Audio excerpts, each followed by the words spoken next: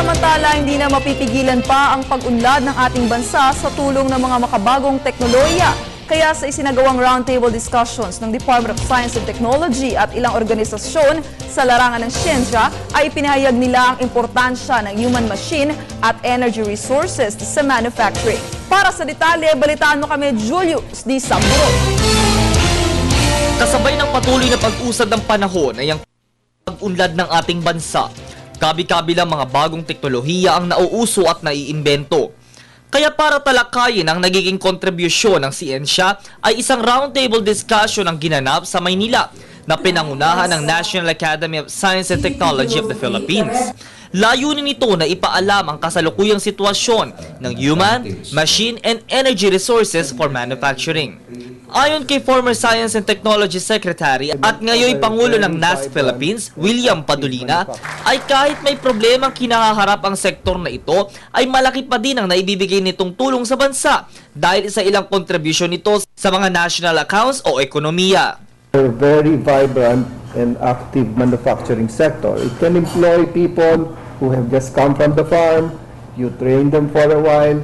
They can, use machinery or do very routine jobs. Dagdag pa ni Padolina na kailangan nating isaisip ang tulong di lang ng natural resources kundi pati ang human resources. Kung wala ang mga ito, wala ding gagawa ng mga trabaho. Are very important in innovation because they provide the creative power, the brain power. You cannot just work with machines. Machines, because of their nature, will fail. There will be instances where they will be inefficient. And you need people to think about ways to solve these constraints. Ipinakita naman ni Manufacturing Industries Director Rudy Canya ang ilang project industries at mga sektor na malalakas ang produksyon gaya ng copper, auto parts at bamboos.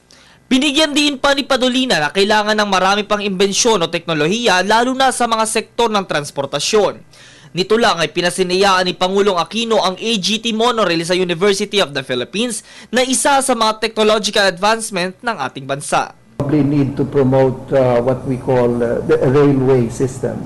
Not necessarily a monorail, but a network that will allow people to move around in a predictable manner. That's the important thing. Sa mga hakbang ginagawa ng organisasyong ito sa pakikipagtulungan nila sa ating pamahalaan, ay magiging tuloy-tuloy ang pag-unlad nito sa tulong ng mga bagong imbensyon dito sa ating bansa. Para sa Telebisyon ng Bayan, Julius D. Samporon.